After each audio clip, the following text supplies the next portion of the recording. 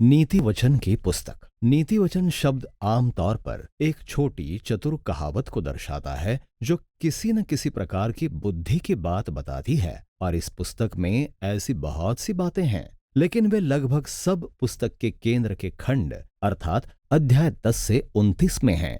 परंतु नीति वचन की पुस्तक में और भी बहुत कुछ चल रहा है, विशेषकर शुरुआत में अर्थात अध्याय 1 से 9 में और उपसंहार अर्थात अध्याय 30 से 31 में। इस पुस्तक की रचना एक परिचय अर्थात अध्याय 1 के पद 1 से 9 के साथ की गई है और ये सबसे पहले इस पुस्तक को राजा सुलेमान से जोड़ता है। अब पहले राजाओं की पुस्तक के अध्याय 3 की कहानी को याद करें।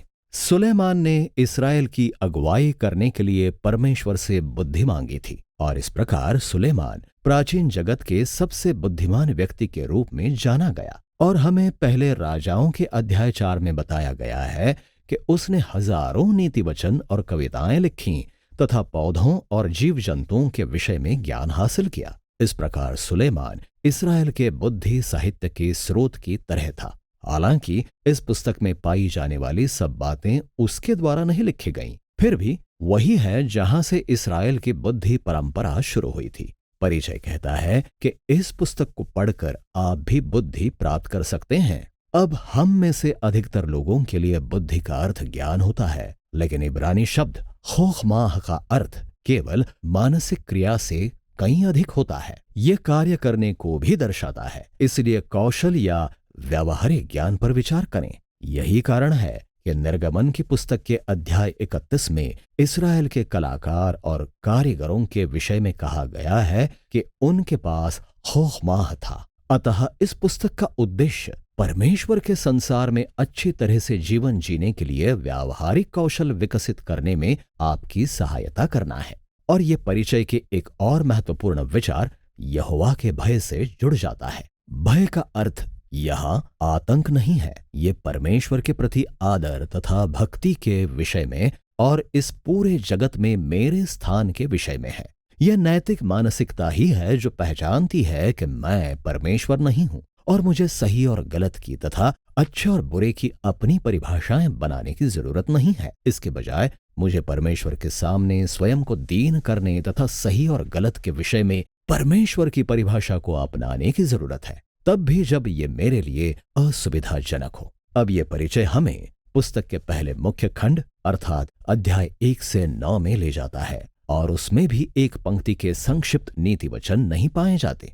इसके बजाय हम यहाँ इस विषय में पिता की ओर से पुत्र के लिए 10 संदेशों को पाते हैं कि कैसे पुत्र को बुद्धि की बातों पर कान लगाना चाहिए और यहोवा के भय को विकसित करना चाहिए और उसके अनुसार जीवन जीना चाहिए, जिसका अर्थ सद्गुण, खराई और उदारता से भरा जीवन है।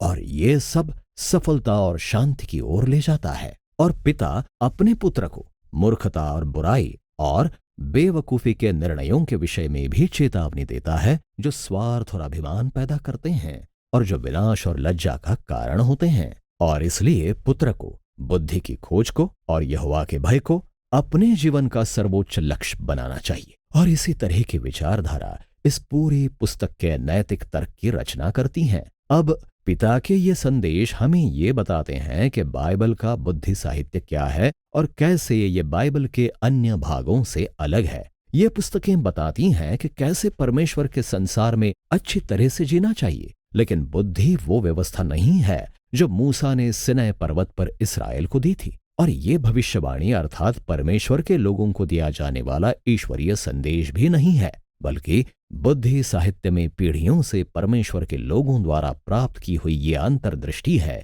कि ऐसा जीवन कैसे जिया जाए जो परमेश्वर और दूसरों को आदर दे। और इसीलिए नीति वचन की पुस्तक के द्वारा बुद्धि के विषय में इन मानवीय शब्दों को परमेश्वर के वचन और उसके लोगों के लिए बुद्धि के रूप में एक साथ रखा गया है, जो उन अन्य बातों से जुड़ जाता है जिन्हें आप अध्याय 1 से 9 में पाते हैं। श्रीमती बुद्धि की ओर से 4 कविताएं हैं। यहाँ बुद्धि को ऐसी स्त्री के रूप में दर्शाया गया है जो मनुष्यों को अपने ऊपर ध्यान देने और उसे खोजने को कहती है। बुद्धि कहती है कि वो सृष्टि के ताने बाने में बुनी हुई है और इसीलिए जहां कहीं आप लोगों को बुद्धिमानी से निर्णय लेता हुआ देखते हैं, वे उस पर निर्भर होते हैं। जब आप किसी व्यक्ति को उदार होते या लैंगिक रूप से खरा चरित्र रखते हुए या न्याय के लिए कार्य करता हुआ देखते हैं, तो वे बुद्धि पर निर्भर होते हैं।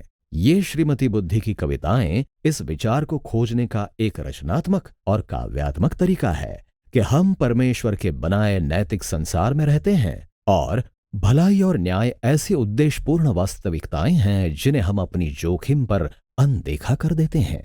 इसलिए यहोवा का भय मानना, बुद्धिमानी से रहना, ये सृष्टि की प्रकृति के साथ जीवन जीना है। अब पिता और श्रीमती बुद्धि के संदेशों के ये दो समूह मिलकर इस पुस्तक के विषय में एक शक्तिशाली दावा करते हैं कि आप केवल अच्छी सलाह ही नहीं पढ़ रहे हैं, बल्कि आप पिछली पीढ़ियों से बुद्धि को सीखने के स्वयं परमेश्वर के निमंत्रण को पढ़ रहे हैं। और इसीलिए पुस्तक के अगले खंड अर्थात अध्याय 10 से 29 में हम सैकड़ों प्राचीन नीति वचनों को देखते हैं और वे जीवन के हर उस विषय पर यहोवा के भय और बुद्धि को लागू करते हैं जिसकी आप कल्पना कर सकते हैं। परिवार, काम, आस पड़ोस, मित्रता, यौन संबंध, विवाह, धन, क्रोध, क्षमा, मदिरापान, कर्ज, सब कुछ। और इन सबको नीति वचन 1 से 9 की मूल्य प्रणाली के द्वारा छांटा गया है। अब ये नीति वचन छोटी छोटी पंक्तियां हैं जिन्हें याद रखना आसान है और वास्तव में पुस्तक का ये खंड एक ऐसे संदर्भ की तरह है जिसकी ओर आप अपने जीवन में बार बार लौटते हैं। और ये इस बात को सीखने के विषय में कुछ महत्वपूर्ण मुद्दों को उठाता है कि इन नीति वचनों को कैसे पढ़ा जाए। सबसे पहले नीति वचन अपनी प्रकृति में संभावनाओं के विषय में है।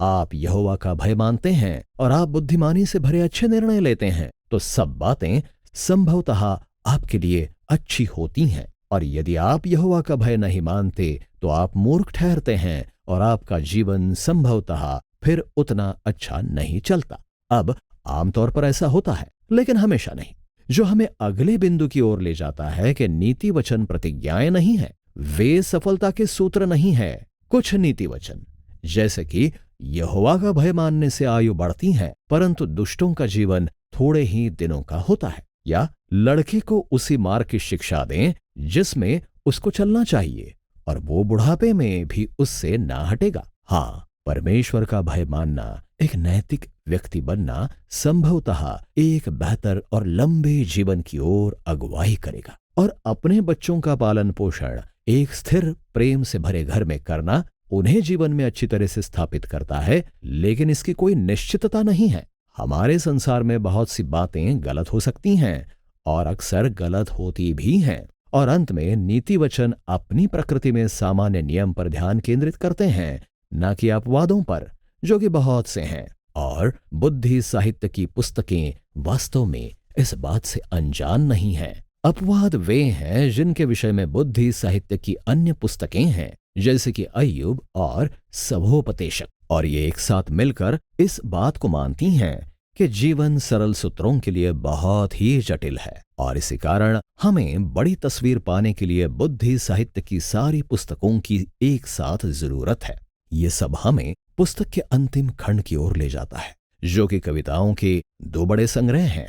सबसे पहले आगुर नाम के एक पुरुष की कविताएं हैं, जो ये मानते हुए शुरू करता है कि वो अज्ञानी और मूर्ख है और उसे परमेश्वर की बुद्धि की जरूरत है। और फिर आगुर को पता चलता है कि पवित्र शास्त्र में उसको ईश्वरीय ज्ञान दिया गया है, जो उसे सिखाता है कि अच्छी तरह से जीवन कैसे जीना चाहिए। और इस प्रकार आगुर को हमारे समक्ष नीति वचन की पुस्तक के एक आदर्श पाठक की तरह रखा गया है। ऐसा व्यक्ति जो पवित्र शास्त्र से परमेश्वर की बुद्धि की बातों को सुनने के लिए हमेशा तैयार रहता है। अंतिम कविताएं लमुएल नाम के एक पुरुष से संबंधित हैं और वो एक गैर इस्राएली राजा है और वो बुद्धि की उन बातों को आगे बढ़ाता है जो उसे अपनी माता से मिली थीं।